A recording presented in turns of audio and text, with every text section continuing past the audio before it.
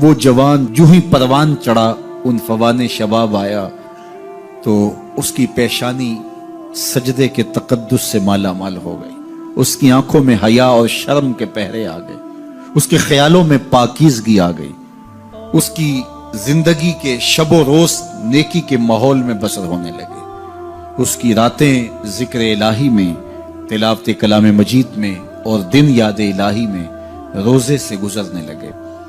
وہ جوان جس کی جوانی اللہ کی عبادت میں گزری، کیونکہ جوانی اگر عبادت میں گزر گئی تو بڑھاپا تو پر نور ہے ہی ہے۔ سب سے مشکل مرحلہ زندگی کا جوانی کا ہے۔ شیطان زیادہ ورغلاتا ہے کسی شخص کو جب وہ جوانی کے مرحلوں سے گزر رہا ہوتا ہے۔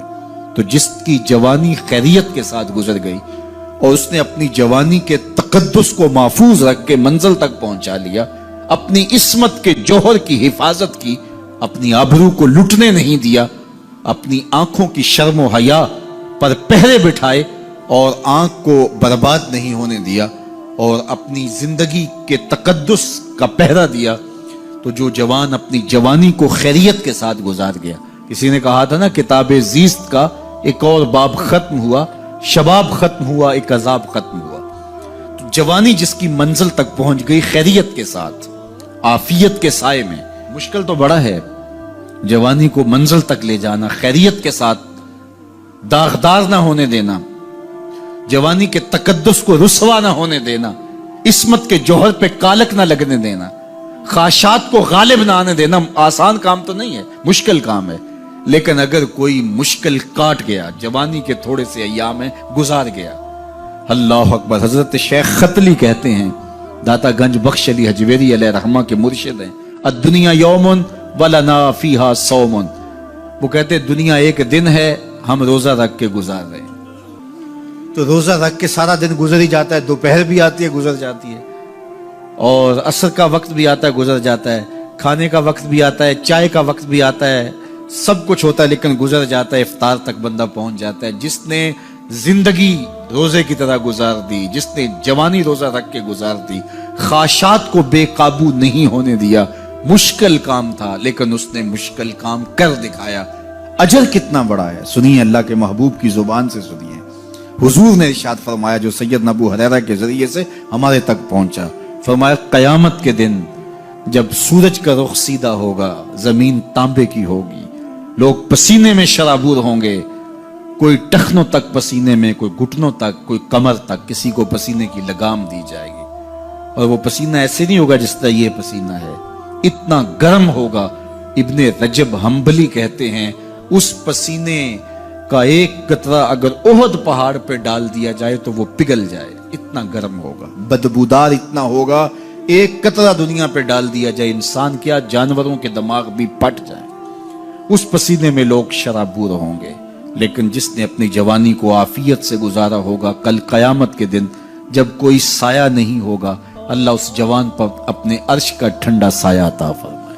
وہ شخص جس کو کسی عورت نے دعوت گناہ دی اور وہ صاحب منصب تھی، صاحب جمال تھی، اور اس نے یہ کہہ کہ یہ خواہش، یہ آرزو مسترد کر دی، انی خاف اللہ۔ اسی طرح کوئی عورت ہے تو اس نے اپنے تقدس کی حفاظت کی، اپنی آبرو پہ پہرا دیا اور کسی پیشکش کو ٹھکرا دیا، تو فرمایا قیامت کے دن جب کوئی سایہ نہیں ہوگا، اللہ اسے بھی اپنے عرش کا ٹھنڈا سایہ دے گا۔ کیسا سخت دن ہوگا، اور وہ کس اعزاز میں ہوگا، کس تکریم میں ہوگا۔ یہ تو 4 دن 10-20 سال ہیں، اور وہ 50,000 سال کا ایک دن۔ پھر اس کو اللہ کا شکر ادا کرنا ہوگا کہ اللہ تو نے کتنا کرم کیا میرے اوپر کہ میری جوانی خیریت اور عافیت سے گزری، اور آج اس کا تو کتنا بہتر صلہ مجھ کو دے رہا۔ انسان جب کوئی اچھی بات سنتا ہے تو انسان کی فطرت ہے کہ وہ آگے منتقل کرتا ہے۔ آج کل وہ شیئر کر دیتے ہیں نا، جو بات آئے تو آپ اس کو آگے بڑھاتے ہیں، دوستوں میں شیئر کر دیتے ہیں۔ تو یہ انسان کی فطرت سے افواہیں بھی اس لیے پھیلتی ہیں کہ جو بھی بات آپ سنتے ہیں فوری آپ کی کوشش ہوتی ہے کہ یہ سب سے پہلے دوستوں کو میں ہی بتاؤں۔ تو یہ انسانی فطرت ہے۔ تو جب افواہ اور ایسی چیز، کوئی غم کی خبر بھی ہو، کسی کی وفات کی خبر بھی ہو، تو اس وقت بھی انسان کی فطرت، سست سے سست آدمی بھی پھر جلدی جلدی فون کرتا ہے، آگے بڑھاتا ہے کہ فلاں سے ایک فوت ہو گیا۔ تو چونکہ یہ فطرت ہے، بات کو آگے بڑھانے کا شوق ہے انسان کے اندر رکھا ہے، اس سے چیزیں پھیلتی ہیں، اور پھر جو خیر کی خبر ہوگی یا خیر کی بات ہوگی تو اس کو تو آگے پھیلانے کا پھر ہمارا دین بھی ہمیں ترغیب دیتا ہے، جذبہ دلاتا ہے۔ تو حضرت ابو ہریرہ اس جذبے کے تحت جو سنتے تھے پھر آگے منتقل کرتے۔ اب حضور کی بارگاہ سے اٹھ کے جاتے تو سب سے پہلے گھر جاتے اور سب سے پہلے اپنی ماں کو سناتے، اور ماں تھی کافرہ، وہ سننے کی بجائے، خوش ہونے کی بجائے سن کے وہ الٹا ناراض ہوتی اور کوئی نہ کوئی ایسی بات کر دیتی۔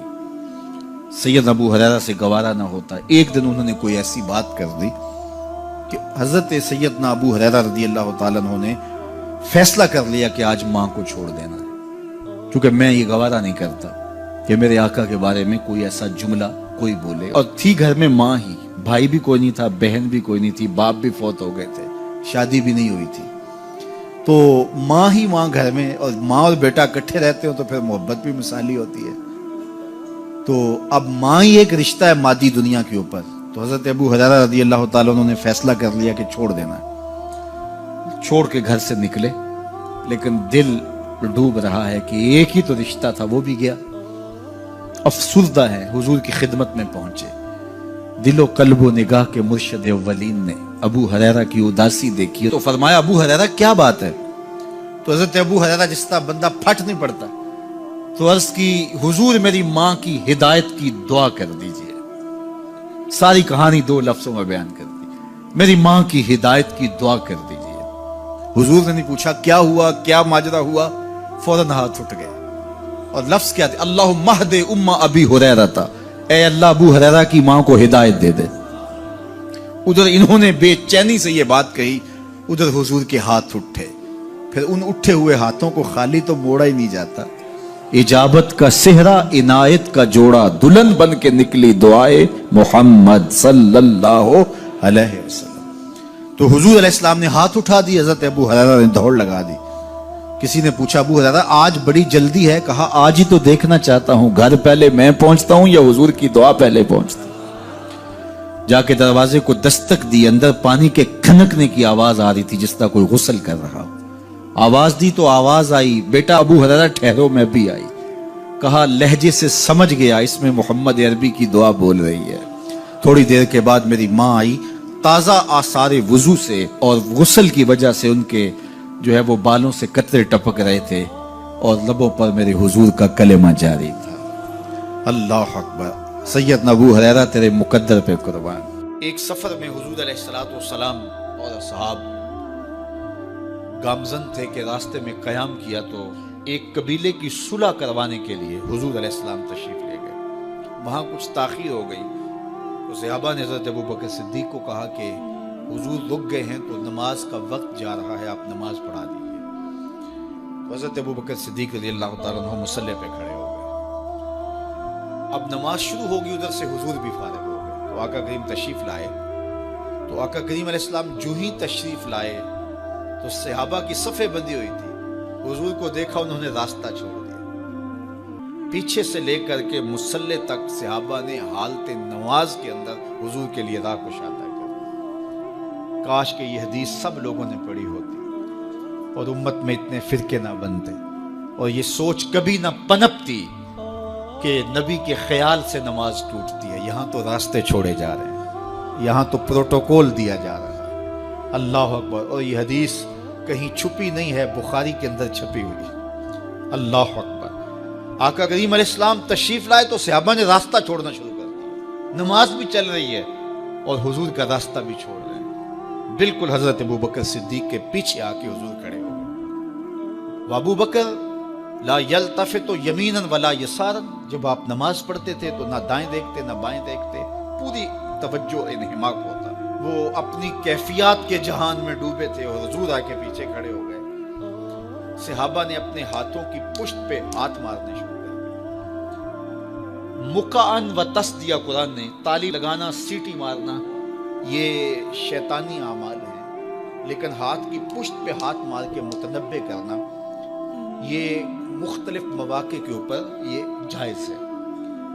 تو اب جب حضور آ کے پیچھے کھڑے ہو گئے اور صحابہ سمجھے کہ حضرت ابو بکر صدیق ایک استغراق کے عالم میں ہیں، ایک کیفیت کے جہاں میں ڈوبے ہیں، تو انہوں نے اپنے ہاتھوں کی پشتوں پہ ہاتھ مارنے شروع کر دیے۔ تو حضرت صدیق اکبر سمجھ گئے کوئی غیر معمولی واقعہ ہو گیا۔ دیکھا پیچھے حضور کھڑے تھے، اللہ اکبر۔ تو حضرت صدیق اکبر مصلی سے سرک کے پیچھے آنے لگے تو آقا کریم نے اشارہ کیا رکو، نماز پڑھاؤ۔ سیدنا صدیق اکبر اس کے باوجود پیچھے آ گئے۔ کبھی ہوتا ہے حکم اور کبھی ادب آگے ہوتا ہے، اللہ اکبر۔ حضرت سیدنا علی المرتضیٰ رضی اللہ تعالی عنہ کو کہا نا حضور نے صلح حدیبیہ کے موقع پہ، صلح نامہ لکھوایا جا چکا تو لکھا یہ محمد رسول اللہ اور قریش کی جانب سے ہے۔ تو عروہ نے کہا اگر محمد رسول اللہ مان لیں ہم تو پھر لڑائی کس چیز کی ہے؟ تو اس لیے محمد رسول اللہ نہیں، محمد بن عبداللہ لکھا جائے۔ تو وہ اس بات پہ بضد ہو گئے، اور اگر ایسا نہیں ہوتا تو معاہدہ ٹوٹ رہا تھا۔ تو حضور نے حضرت علی المرتضیٰ سے کہا کہ چلو رسول اللہ کا لفظ مٹا دو۔ عرض کی میں تو نہیں مٹاؤں گا، میں تو نہیں مٹاؤں گا، یہ نام میں تو نہیں مٹا سکتا۔ پھر حضور نے خود مٹایا۔ اب یہاں حضور نے کہا ابو بکر رکو، لیکن حضرت ابو بکر نہیں رکے، پیچھے آ گئے۔ اور پھر حضور خیر مصلی پہ گئے، نماز ہوئی، سلام پھرا تو حضرت ابو بکر صدیق رضی اللہ تعالیٰ عنہ کو حضور نے کہا ابو بکر جب میں نے کہا تھا تم رکے رہو تو تم کیوں پیچھے آئے؟ تو سنو حضرت ابو بکر نے کیا جواب دیا رضی اللہ تعالیٰ عنہ۔ کروڑوں سلام، لاکھوں عقیدتوں اور نیاز مندیوں کے خراج ان کی چوکھٹ پہ عرض کرنے لگے ما کان لابن ابی قحافہ ان یؤم رسول اللہ صلی اللہ علیہ وسلم۔ حضور ابو قحافہ کے بیٹے کی جرت کب ہوئی کہ رسول اللہ کے آگے کھڑا ہو کے نماز پڑھائے؟ یہ ابو قحافہ کے بیٹے کی ہمت کب ہوئی کہ رسول اللہ کے سامنے کھڑا ہو کے نماز پڑھائے؟ تو ادب پہلا کرینہ ہے محبت کے کرینوں میں۔ حضرت ابو بکر صدیق رضی اللہ تعالی عنہ نے اگر حضور علیہ الصلوۃ والسلام کی اطاعت اور حضور کی محبت، ادب، فرما برداری اور جان ساری کے انوکھے باب رقم کیے ہیں، لیکن حضور نے بھی ان کو جو اعزازات دیے۔ ایک خاتون آئی مسئلہ پوچھنے، آقا کریم نے فرمایا پھر آ جانا۔ اس نے کہا پھر آؤں اور آپ نہ ملے؟ تو کہا میں نہ ملوں ابو بکر تو ملیں گے نا، اللہ اکبر۔ تو اپنے بعد اشارہ دے دیا ان کی طرف کہ میرے بعد میرا نائب ابو بکر ہے، اللہ اکبر۔ عزتوں کی مسند اور عزتوں کی معراج اور عزتوں کے مقام پہ سیدنا صدیق اکبر رضی اللہ تعالی عنہ کو بٹھایا۔ میرے والد گرامی رحمت اللہ تعالی علیہ نے پوری زندگی میں کوئی ایک تقریر بھی ایسی نہیں کی جس میں یہ اشعار نہ پڑے ہوں۔ جب وہ خطبہ پڑھتے تھے تو خطبہ پڑھنے کے بعد یہ اشعار پڑھا کرتے تھے، جس میں اس کی کیفیت ہے کہ جو حضور کے شہر میں جانے کے لیے تڑپتا ہے۔ ز مہجوری برآمد جان عالم، ز مہجوری برآمد جان عالم، تراہم یا نبی اللہ تراہم۔ کہ عرض کی جا رہی حضور آپ کی جدائی میں پورے جہان کی جان نکل رہی ہے۔ ز مہجوری برآمد جان عالم، تراہم یا نبی اللہ تراہم، نہ آخر رحمت للعالمین۔ ز محرومہ چرا فارغ نشین، بروں سر از برد یمانی، کہ روئے تست صبح زندگانی۔ حضور اپنا سر انور اس یمنی چادر سے ذرا نکالیے، چونکہ آپ کا چہرہ انور زندگی کی صبح ہے، زندگی کی بہار ہے۔ ادیم طائف نعلین پاکن، شراکز رشتہ جاں ہائے ماکن۔ اللہ اکبر۔ جامی علیہ رحمہ کا انداز کتنا دل آویز ہے۔ وہ کہتے ہیں حضور آپ طائف کے بنے ہوئے چمڑے کے جوتے پاؤں کی زینت بنائیں۔ آپ جوتے جو پہنے وہ طائف کا مشہور چمڑا ہو اور اس کے بنے ہوئے۔ شراکز رشتہ جاں ہائے ماکن، اور اس کے اندر جو تسمے ڈالیں وہ جامی کی جان کے ڈالیں، جامی کے چمڑے کے نہیں، جامی کی جان کے تسمے ان نالین میں ڈالیں جو آپ طائف کے بنے ہوئے نالین زیب تن کریں۔ وہ ایک شاعر کہتا ہے عربی کا کہ یا لیتنی کنتو تربت ایبتکم فلتسمت نعالک ذاک کدی۔ کاش میں مولوی نہ ہوتا، وہ بہت بڑا شیخ الحدیث گزرا ہے، تو وہ کہتا ہے میں کاش شیخ الحدیث نہ ہوتا، میں مولوی نہ ہوتا، مدینے کی گلی کی مٹی ہوتا، حضور گزرتے طلبوں کو چوم لیتا۔ چے باشد گر کنی سوئے نگاہے، ہمیشہ گر نہ باشد گاہے گاہے، نگاہے یا رسول اللہ نگاہے، صد ہزاراں جبریل اندر بشر، بہر حق سوئے غریبہ یک نظر، یا رسول اللہ انظر حالنا، یا حبیب اللہ اسما قالنا، اننی فی بحر غم مغرق خذ یدی ساحل لنا اشکالنا، یا صاحب الجمال و یا سید البشر من وجهک المنیر لقد نور القمر، لا یمکن الثناء کما کان حقہ بعد از خدا بزرگ توئی قصہ مختصر۔ ساری کہانی آ کے یہی ختم ہوتی ہے، تو یہ میری اور آپ کی سعادت مندی ہے۔ اللہ کی توفیق سے آپ کے لیے اور آپ میرے لیے محبت اور دعا کے جذبات رکھتے ہیں، اور ہم ایک دوسرے کے لیے دعا گو ہیں کہ آج میں حاضر ہوا ہوں اور آپ نے جو ہے وہ میرے لیے اپنی آنکھوں کی چمک اور محبت پیش کی ہے۔ اللہ یہ دن آپ کو بھی نصیب کرے۔